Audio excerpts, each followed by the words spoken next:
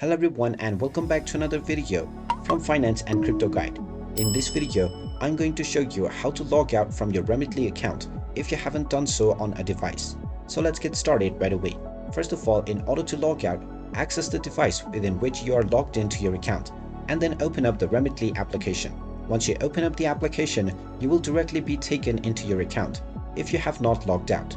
In order to log out, click on the Manage button at the bottom right corner and then you can scroll down until you see the sign out button at the very end.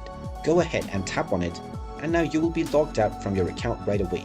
In case you want to log back in, you can simply enter your email address within the email section and then type in your account password underneath and then click on the sign in button and you will be logged back in right away.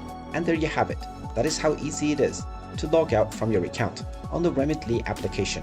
If you find this video helpful, make sure you hit that like button and subscribe to our channel if you haven't done so already.